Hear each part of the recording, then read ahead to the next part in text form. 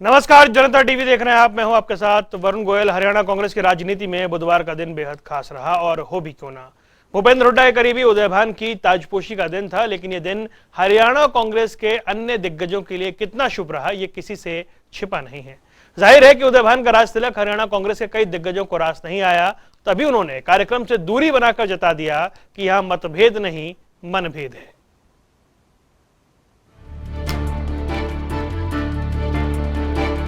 जिसका मुझे था इंतजार, वो घड़ी आ गई आज। शायद ऐसा ही कुछ हरियाणा के पूर्व सीएम भूपेंद्र सिंह हुड्डा के मन में चल रहा होगा, क्योंकि इस घड़ी का उन्हें लंबे समय से इंतजार जो था, आखिर उनके खासम खास उदय भान की ताजपोशी का दिन जो है।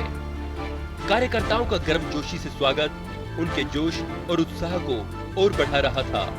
आखिर इस घड़ी के लिए सिर्फ उदय भान ही नहीं, बल्कि हुड्डा को भी उतना ही इंतजार था, क्योंकि उन्होंने हरियाणा कांग्रेस के दिग्गजों से पैर जो बांधा था, साथ ही प्रदेश अध्यक्ष के चयन में आगे चल रहे नाम पर कैंची तक चलवाकर ये साबित कर दिया कि आलाकमान को उनके फैसले पर अंतिम मुहर लगानी ही होगी। और हुआ भी वैसा ही। अपने बेटे को प्रदेश अध्यक्ष की गद्दी न सही, अपने करीबी को ही सही, बाजी पलटने में माहिर हुड्डा ने अपना दबदबा दिखाते हुए अपनी ताकत भी बढ़ा ली है।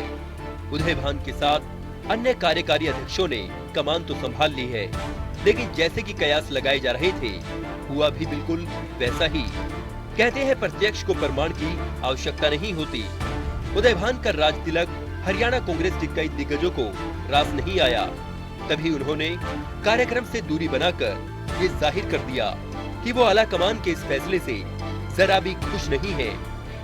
दिग्गजों का कार्यक्रम से किनारा करना ही कांग्रेस की अंतर्कलह और गुटबाजी को एक बार फिर से जग जाहिर करने का काम कर रहा है। अब चाहे हुड्डा साहब इसे माने या ना माने। कई चेहरे आज नहीं थे सर, उनको कब तक एक साथ एक मंच पर लेके आएंगे? एक साथ है, कोई किसी काम में होंगे, कोई नहीं, ना का कोई मतलब नहीं है। सब गुटबाजी नहीं है मतलब सर? गुटबाजी कोई नहीं। जो नेता थोड़े नाराज चल रहे हैं, उनको कब तक मना लिया जाए? कोई नाराज नहीं है, सभी हमारी पार्टी एक है। आज कई लोग आए नहीं ना सर, इसीलिए। नहीं, कोई नहीं है। उनमें मैं बताया ना कि जैसे कि वो चिंतन शिविर में है रणदीप जी, वो आज जबलपुर में है। अपने उनका ओबीसी का वो ऑल इंडिया के वो चेयरमैन है, उनका भी कैप्टन अजय भी, इसीलिए वो नहीं आ पाए थे, उनकी भी ड्यूटी लगी हुई है। और उनको कोविड हो गया, दोनों को, श्रुति जी को और उनको करण चौधरी को, बाकी सब यहाँ पर हैं। उदय भान की ताजपोशी से पार्टी में हुड्डा का वर्चस्व और ताकत दोनों में इजाफा हुआ है।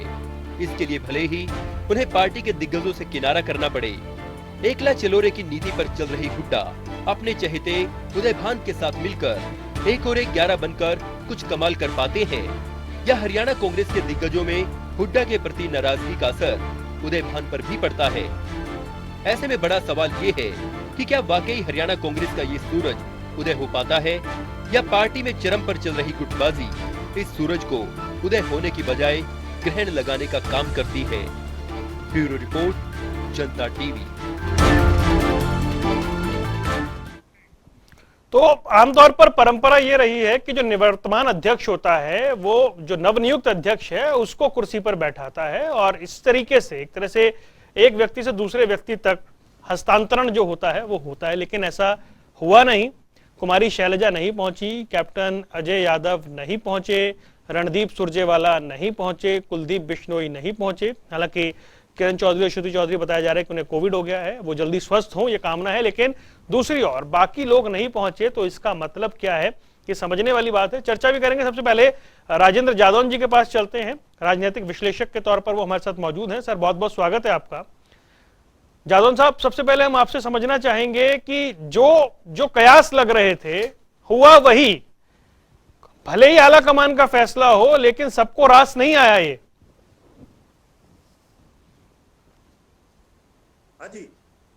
जी जादौन साहब, सुन पा रहे हैं मुझे? हाँ जी जी जादौन साहब, जो आवाज आ रही है? हाँ जी सर, बोले। वही कयास, वो जो लग रहे थे वही हुआ। हाई कमांड का भले ही फैसला हो, लेकिन लगभग दूसरे गुट के सभी नेताओं ने दूरी बना ली। वो काफी जो है लाइलाज होती दिखाई दे रही है जी। अब उन्होंने अध्यक्ष बदल दिए, नए अध्यक्ष आ गए, लेकिन गुटबाजी का जो माहौल था वो जैसा पहले से चला आ रहा है वही फिर बना हुआ है। तो कांग्रेस को नेतृत्व ये अब यही माना जाएगा कि कांग्रेस के नेतृत्व की एक कमजोरी है, तो कोई ऐसा फॉर्मूला नहीं ला पा रही है जिससे गुटबाजी समाप्त हो और सभी के बीच में एक तालमेल और एक कोऑर्डिनेशन स्थापित हो। लेकिन यह है कि गाड़ी जिस पिछले 10 साल पहले कांग्रेस में जिस तरह की गुटबाजी देखने को मिलती थी वो ही इस बार भी देखने को मिली है।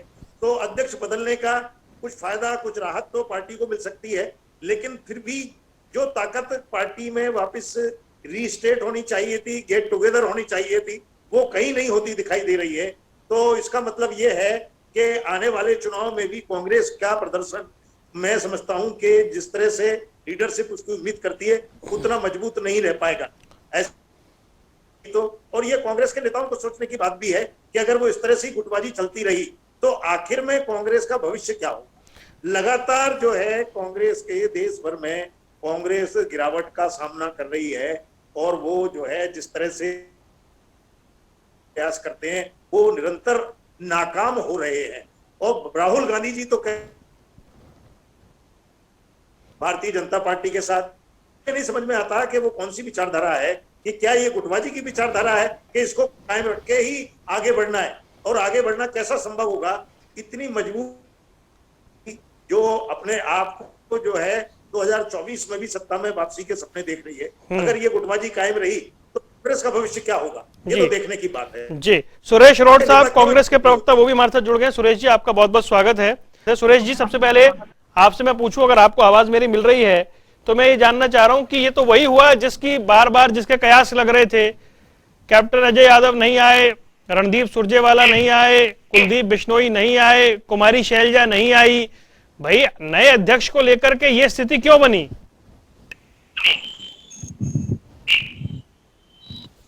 सुरेश जी सुन पा रहे हैं मुझे?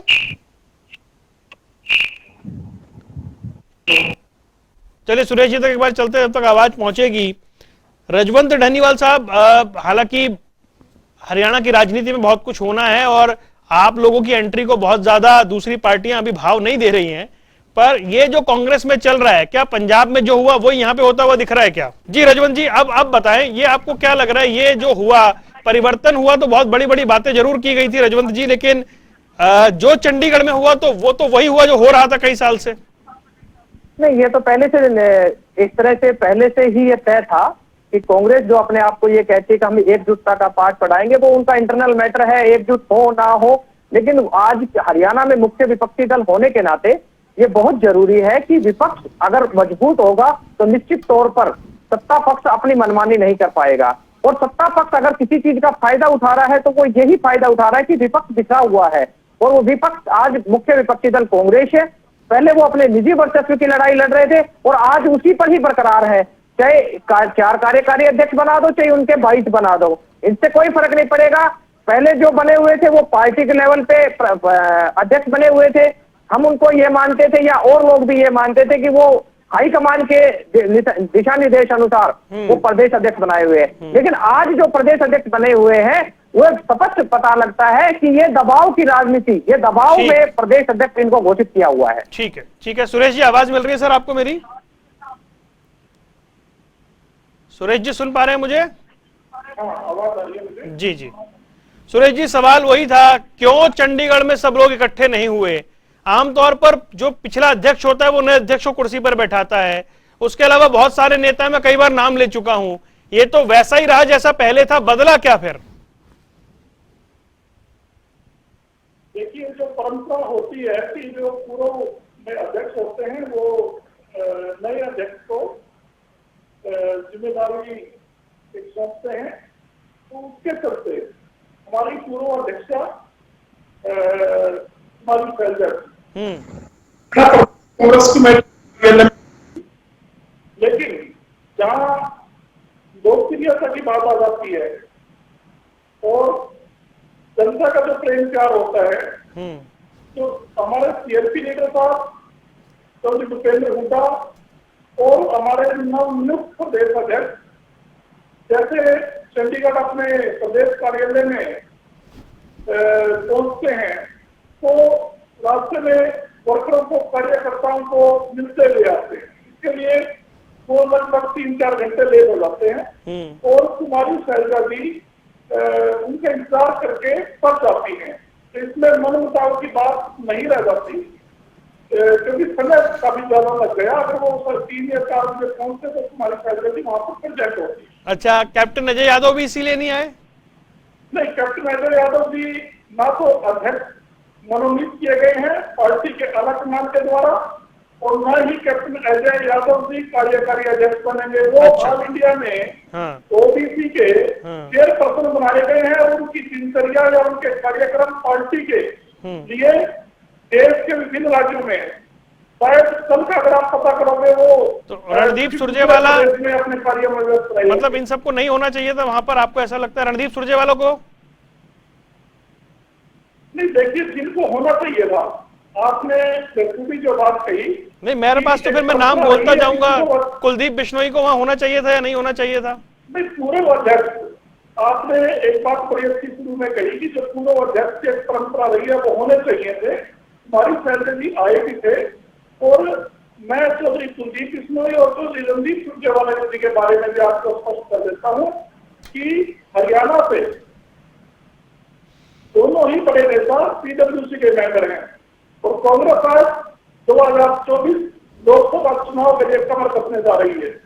राजस्थान के उदयपुर में हमारा चिंतन शिविर अभी होने जा रहा है। तो बड़े नेताओं के जो केंद्रीय वर्किंग कमेटी के मेंबर हों, उनके ऊपर कितनी बड़ी जिम्मेदारी होगी आप समझ सकते हैं। कोई भी तरह से गुजरा मतलब मैसेज अभी 13, 14, 15 को सर ऐसा नहीं होता है कि अध्यक्ष को निवर्तमान अध्यक्ष ही बिठाने आता है। आसपास के राजनीति के उस प्रदेश के बड़े नेता भी दिखते हैं। अब कोई नहीं दिखा, आप सबके लेके करके स्पष्टीकरण तो दे रहे हैं, लेकिन मैसेज वही गया जो जाता है। जो हरियाणा कांग्रेस के बारे में कहा जाता है वही मैसेज बाहर आया। आपके जो नेता वहां पर मौजूद थे उनसे सबने सवाल भी वही पूछा जो पूछा जाता है, यानी बदला कुछ नहीं। सर मैं ये कह रहा हूं। नहीं, आप सवाल कर सकते हैं, और मैं भी आपको वही कह रहा कि जो लोग प्रदेश के कंसेंसस में हमारी कार्यकारी अध्यक्षा और पूर्व सांसद सुनीति चौधरी जी नहीं पहुंच पाई, उन्होंने स्पष्ट किया कि वो कोविड से पीड़ित हैं। वो बात उनकी समझ में आती है। अगर कहीं पर अनुशासनहीनता होती या गुटबाजी होती तो उनको स्पष्टीकरण देने की भी जरूरत नहीं। सुनीति चौधरी जी चौधरी बंसीलाल की पोती है और पूर्व सांसद है, वो ये भी कह सकती थी कि मैं नहीं आती, लेकिन उन्होंने कहा कि मैं कोविड से पीड़ित हूँ। नहीं, उनका तो हम नाम भी नहीं ले रहे सर, उनका जिक्र नहीं कर रहे। हम तो कह रहे हैं वो जल्द स्वस्थ हो, उनकी तो मैं बात ही नहीं कर रहा हूँ मैं। चलिए, अब वो बात कर रहे थे, क्या कुलदीप बिश्नोई ट्विटर पर, सोशल मीडिया पर बधाई दे सकते थे नए अध्यक्ष को? ये भी नहीं हुआ। औपचारिकता भी अगर नहीं निभाई जा रही है, और अगर आप उसके बावजूद कहे सब कुछ ठीक है सुरेश साहब, तो वो जमता नहीं है। बात कंप्लीट करें, दूसरे गेस्ट के पास जाना है। बिल्कुल, मैं स्पष्ट खुले दिल की बात आपसे करता हूँ। कुलदीप बिश्नोई जी का जो मैटर है, आपने कहा कि ट्विटर पर उन्होंने मतलब बधाई नहीं दी। दोबारा शायद 2-4 मिनट बाद मेरी दोबारा क्रम आएगी तो आप ये भी पूछोगे कि उन्होंने ट्विटर से अपने एक्टिविटी ये भी किया था कि वो नाराज है। मैं उसका भी जवाब पहले दे देता हूँ। कुलदीप बिश्नोई जी बिल्कुल अपनी नाराजगी हाईकमान के सामने जाहिर कर चुके हैं, और वहीं रणदीप सुरजेवाला जी ने भी स्पष्ट की है उनके विषय में जो बात है। वो पीडब्ल्यूसी के मेंबर हैं और सम्मानीय नेता है पार्टी के, और पूर्व मुख्यमंत्री चौधरी गजलाल के बेटे भी हैं। तो कुलदीप बिश्नोई जी पार्टी से दूर नहीं है, तो फिर आपस में कहीं ना कहीं एक लोकप्रियता इतनी है पार्टी के इस पद की, और 24 में सरकार आपकी नजर आ रही है, तो नेता लोग भी अपना प्रयास करते हैं, बढ़ चढ़ कर सभी चाह रहे हैं कि मेरे को भूमिका मिलनी चाहिए अच्छा काम करने के लिए या प्रदेश में सरकार लाने के लिए। इससे आप ये भी अंदाजा लगाइएगा कि हमारे नेताओं में या कांग्रेस पार्टी के प्रति प्रदेश में रुझान क्या रहे हैं। मैं आपका धन्यवाद करता हूँ जनता टीवी का कि बीजेपी में अक्सर मैं अभी आपके टीवी पे जब मुझे कॉल आया कि आपको 3 से 3.5 जुड़ना है, मैं सोच रहा था कि कभी बराबर के अध्यक्ष बनते हैं, कभी धनखड़ भी बनते हैं, शायद कोई इतना गौर फरमाता होगा।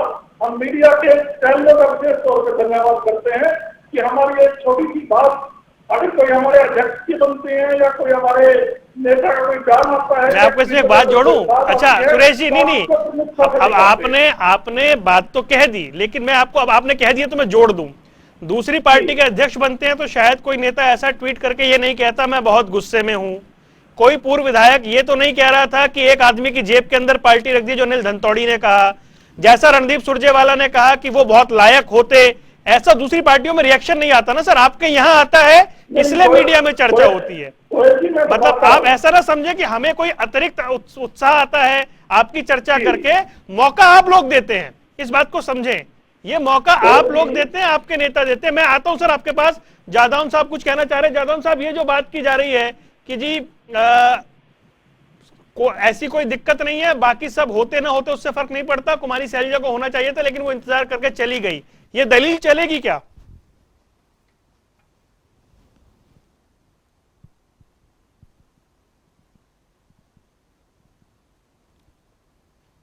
जादौन साहब, आपका ऑडियो नहीं आ रहा है सर, एक बार आपकी आवाज नहीं आ रही है, मैं आपके पास दोबारा लौटूंगा, आपकी आवाज नहीं आ रही है। रजवंत जी, हालांकि फिर ये पार्टी का इंटरनल मैटर है, लेकिन भाई उनके अध्यक्ष बनने पे बहुत ज्यादा चर्चा होती है, इस बात को लेकर वो खुश हैं? देखिए वरुण जी, ये जब से ये काफी दिन से चल रहा है ये मामला, कांग्रेस का जो संगठन है पिछले 8 साल से नहीं बन पाया है, तो उसका खामियाजा हरियाणा की जनता को भुगतना पड़ा है। जनता की जो आवाज को बुलंद करने का काम, जनता ने इनको विपक्ष में बैठाया, और विपक्ष का काम ये होता है कि जनता की आवाज को बुलंद करना, सरकार पर प्रेशर बनाकर उनकी समस्याओं का समाधान कराना। जनता का, विपक्ष का काम तो यही होता है। लेकिन ये अपने मूल काम को भूलकर इनकी जो असली जो काम था वो उस पर लड़ गए। इनका काम था अपने वर्चस्व की लड़ाई लड़ना, चाहे किरण चौधरी का ले लीजिए, चाहे कुलदीप बिश्नोई का ले लीजिए, चाहे कप्तान साहब का ले लीजिए, उधर सुरजेवाला साहब का ले लीजिए, हुड्डा साहब का ले लीजिए, अलग अलग गुट बने हुए हैं। शायद कांग्रेस की अगर बात करें तो कांग्रेस खत्म होकर यहाँ पे गुटों में जो चल रहे थे वो लोग थे। हरियाणा में कांग्रेस का नाम ना लेके अगर ये कहे कि गुटों की जो पार्टी है वो कहे तो ज्यादा बेहतर रहेगा, और ये उसी में ही कामयाब हुए। जो हुड्डा साहब जो चाहते थे, उनके प्रेशर में जो इन्होंने प्रदेश अध्यक्ष का जो बनाया है, तो वो ये नहीं कह सकते कि वो पार्टी ने अपनी स्वेच्छा से अपने विवेक अनुसार प्रदेश अध्यक्ष बनाया है। ये प्रदेश अध्यक्ष चौधरी भूपेंद्र सिंह हुड्डा के दबाव में बनाया है, और उन्होंने हुड्डा साहब की, मैं ये चीज कहूंगा कि आज हरियाणा में प्रदेश अध्यक्ष को मैं बधाई देना चाहूंगा, लेकिन ये चीज है कि जो कांग्रेस को ऊपर लेके जाने की बात कर रहे थे, एक वो लोग साइड कर दिए गए, और आज हरियाणा में अगर है तो हुड्डा कांग्रेस है, कांग्रेस खत्म हो गई है।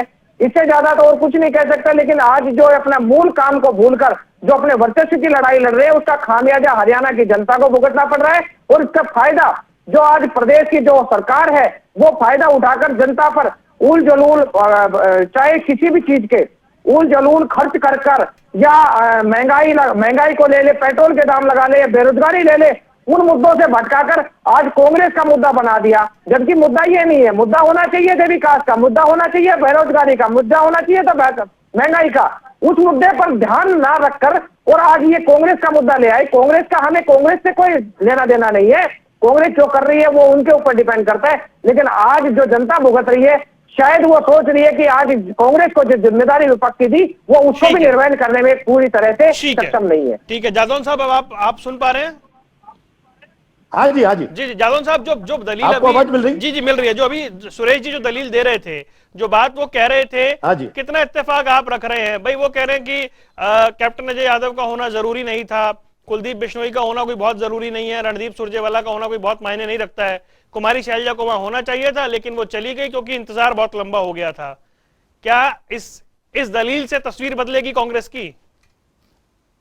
नहीं, वो ऐसा है जी कि ये एक स्थिति जो है ना उसको छिपाने का प्रयास है कि वो वहां चले गए, वो वहां चले गए, वो वहां इसलिए नहीं आ पाए। खैर, शैलजा जी ने तो नए अध्यक्ष को बधाई दी थी, उन्होंने ट्वीट करके बधाई दे दी थी, तो उन्होंने एक औपचारिकता निभाई है और ये दिखाने का प्रयास किया है कि वो आला कमान के फैसले के साथ है। और शैलजा जी हमेशा ये कहती थी कि भाई मुझे क्या है, जो पार्टी आला कमान कहेगा, पार्टी नेतृत्व कहेगा, मैं उसके अनुसार चलूंगी। तो हम ये समझ सकते हैं कि उन्होंने पार्टी आला कमान के अध्यक्ष बदलने के फैसले का स्वागत कर दिया। लेकिन सवाल यह है कि इस तरह से काम नहीं चलने वाला कि आप कुछ कारण बता दें कि वो वहां इसलिए चला गया, वो वहां इसलिए चला गया, तो चलिए कोई बात नहीं, लोग मान भी लेंगे कि वहां इसलिए चला गया, इसलिए चला गया। लेकिन इससे पार्टी की जो ताकत बननी चाहिए, एक मजबूत विपक्ष के रूप में कांग्रेस की स्टैंडिंग होनी चाहिए, वो नहीं हो रही। आप कहीं चैनल की डिबेट में, कहीं मीडिया के बयानों में ये जरूर कह सकते हैं कि वो इन कारणों से नहीं आए, इन कारणों से नहीं आए, और गुटबाजी कहीं नहीं है, लेकिन लोग महसूस करते हैं कि गुटबाजी है। और महसूस करने से ज्यादा कांग्रेस, आम आदमी के महसूस करने से ज्यादा कांग्रेस का कार्यकर्ता महसूस करता है कि हम गुटों में बटे हुए हैं और पार्टी गुटों में बटी हुई है, और पार्टी की जो ताकत, जो एक सत्ता को, मजबूत सत्ता को चुनौती देने लायक बननी चाहिए, वो नहीं बन पा रही है। ये कांग्रेस का कार्यकर्ता महसूस करता है। कांग्रेस के कार्यकर्ता को ये भी पता है कि पिछले करीब 8-10 साल से ब्लॉक इकाइयां नहीं है, जिलों की इकाइयां नहीं है औपचारिक रूप से। हाँ, ये जरूर है कि अगर किसी नेता से पूछते हैं तो वो कहते हैं ये सारे कार्यक्रम हो रहे हैं हमारे, तो और हमारा कार्यकर्ता ही काम करता है। अगर यूनिट नहीं बनी तो क्या हुआ, ब्लॉक इकाई नहीं बनी तो क्या हुआ। मैं समझता हूं कि कांग्रेस में गुटबाजी इतनी लाइलाज हो चुकी है कि ये जो सेंट्रल नेतृत्व या जो हाई कमान है, उसको कोई फॉर्मूला सोचना चाहिए। ये स्वाभाविक है कि इतनी पुरानी पार्टी में गुट एक से अधिक 2-2, 4-4 गुट बनने की स्थिति है। कारण क्या है कि जितनी पार्टी पुरानी होगी उसमें महत्वाकांक्षी नेता भी होंगे, उनकी अपनी सीनियरिटी होगी, उनका अपना गुट होगा, लेकिन उन सबको एक साथ लेके कैसे चलना है, कांग्रेस आला कमान को इसका कोई फॉर्मूला जरूर सोचना चाहिए। ठीक है सुरेश अरोड़ा जी, हालांकि अब क्योंकि मुझे कार्यक्रम भी खत्म करना है, लेकिन आपने जिस तरीके से बताया कि कौन कौन से लोग हैं जो नहीं आ पाए, किस कारण से नहीं आ पाए, लेकिन क्योंकि समय कम है, वरना मेरे पास सूची उनकी भी है कि जो नेता नहीं आए उनके समर्थक भी नहीं आए, यानी जो उनसे जुड़े हुए या उनके गुट के नेता हैं वो इस कुंडली से लेकर के चंडीगढ़ के रूट में कहां तक नहीं जुड़े। आप चाहेंगे तो मैं वो सूची पढ़ दूंगा, फिर आप मुझे बता दीजिएगा कि वो क्यों नहीं आए। लेकिन ये मानिए कि मैसेज देने का एक अच्छा मौका था और उसमें पार्टी चूक गई। जी देखिए गोयल जी, अगर मैं आपकी बात से सरोकार रखूं और ये अच्छा मौका तो चूक गई, वो कमी भी दूर हो जाए। संगठनात्मक चुनाव के दौर से पार्टी गुजर रही है। कश्मीर से कन्याकुमारी तक जिस चुनाव का नरेंद्र मोदी जी की सरकार सब चरणों में करवाती है, वो हमारी भारतीय राष्ट्रीय कांग्रेस आने वाले 2 महीने के अंदर कराने जा रही है। इसके बाद राहुल गांधी जी आपको राष्ट्रीय अध्यक्ष दिखाई पड़ेंगे और हरियाणा प्रदेश में मजबूत संगठन दिखाई देगा। और जो आपने बात की मेरे प्रिय 2 बड़े नेताओं की, चाहे वो रणदीप सुरजेवाला जी हो या कुलदीप बिश्नोई जी हो, वो पीडब्ल्यूसी के मेंबर है पार्टी की। जहां एक तरफ चिंतन शिविर है, वहीं दूसरी ओर पार्टी की ऑर्गेनाइजेशन चुनाव की तैयारियां चल रही है। पूरे देश की कांग्रेस उससे सरोकार रखती है, उसमें लगी हुई है, क्योंकि हमने अपना राष्ट्रीय अध्यक्ष देना है तो नरेंद्र मोदी जी की तानाशाह सरकार को 2024 में खुलता कर।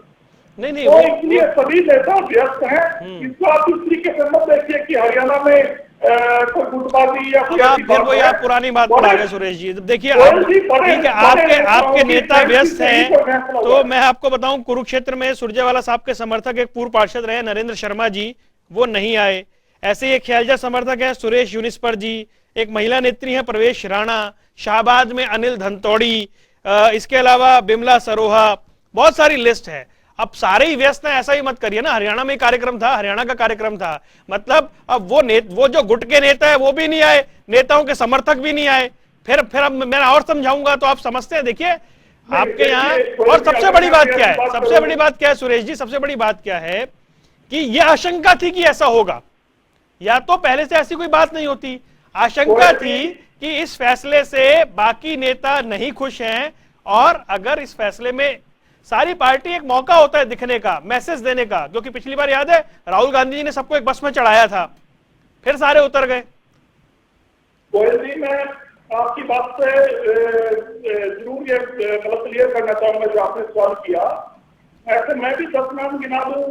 जो आपने सबसे पहले नाम लिया नरेंद्र शर्मा जी का, वो INLD में श्री अशोक अरोड़ा के वर्कर माने जाते हैं। सुरजेवाला जी के लिए उन्होंने किस चुनाव में काम किया आप कोई डाटा नहीं दे पाओगे। INLD के वर्कर नहीं, आप जिनका नाम ले रहे हैं वो आप किस पार्टी से चुनाव लड़ रहे हैं?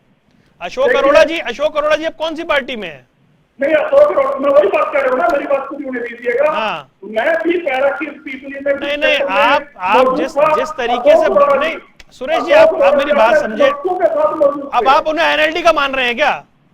फिर मैं रजवंत जी से पूछ लूंगा। अपने समर्थकों के साथ मौजूद थे, फिर आप किसी एक व्यक्ति को नहीं, मैं तो लिस्ट गिनवा रहा हूँ सर आपको, मैं तो लिस्ट, ठीक है, चलिए ठीक है, आप चलिए ये बता दीजिए, अब अभी ये बता दीजिए पार्टी में सब कुछ ठीक है? पार्टी में बिल्कुल ठीक है, पार्टी एकदम नरेंद्र मोदी जी जो मूल ट्रेन नहीं चला पाए, लेकिन कांग्रेस पार्टी की ट्रेन आपको चलिए जो अच्छा, चलिए एक काम कीजिएगा, कार्यक्रम खत्म करना है मुझे। आपके जो नेता व्यस्त थे और इस ताजपोशी के समय नहीं आए, उनसे कहिए कम से कम ट्वीट करके तो बधाई दे दे नए अध्यक्ष को। इतनी बेरुखी भी ठीक नहीं है ना भाई, हाईकमांड का फैसला, कोई हाईकमांड का सम्मान ही कर ले। नए अध्यक्ष महोदय को सभी ने बधाई भी दी है, और पार्टी हाईकमान का जो निर्णय है, सारी कांग्रेस के जो समर्पित लोग थे कुरुक्षेत्र के पैराकिट में मौजूद थे, मैं खुद आपको लाइव वीडियो भेज सकता हूं। नहीं सर, अगर सबको मंजूर था तो फिर कहने की जरूरत नहीं थी, मैं बहुत गुस्से में हूं। सबको मंजूर था तो अनिल धनतोड़ी को ये कहने की जरूरत नहीं थी कि एक आदमी की जेब में पार्टी रख दी। सबको मंजूर था तो रणदीप सुरजेवाला को ये कहने की जरूरत नहीं थी, रणदीप सुरजेवाला को ये कहने की जरूरत नहीं थी कि अगर कुलदीप बिश्नोई बनते तो ज्यादा बेहतर होते। मंजूरी का पैमाना क्या है वो सर आप जानते हैं। फिलहाल मैं माफी चाहता हूं, समय कम है। आप तीनों मेहमान वो बड़े नेता हैं सुरजेवाला जी, बिश्नोई साहब, उनकी बात राहुल गांधी जी और प्रियंका जी से बात होती है, और उसका कोई रास्ता निकलेगा। अच्छा चलिए ठीक है, आप इंतजार कीजिए। नेताओं की अनदेखी की गई है, ठीक है, ये बात बिल्कुल सही है। वरिष्ठ कार्यकर्ताओं की कहीं ना कहीं अनदेखी की गई है, और जूनियर को अगर बनाया जाए तो कोई भी आगे आदमी आने से कतराता है, और यही हुआ है कांग्रेस का हाल, और इसी का ही फायदा उठा रही है भारतीय जनता पार्टी, जिससे हरियाणा की जनता बेहाल हो रही है। ठीक है, राजेंद्र यादव जी आपका, रंजन जी आपका, सुरेश जी आपका जुड़ने के लिए बहुत बहुत शुक्रिया। ताजपोशी हो गई है, लेकिन ताजपोशी के बाद जो जश्न या फिर ये मान लीजिए कि जो एक कार्यक्रम था उसमें औपचारिकता कम से कम निभाने के लिए जिन लोगों को होना चाहिए था वो भी नहीं पहुंचे। मायने वही हैं जो बार बार निकाले जाते हैं। रुकने कुछ देर के लिए, जनता टीवी पर खबरों का सिलसिला लगातार जारी है।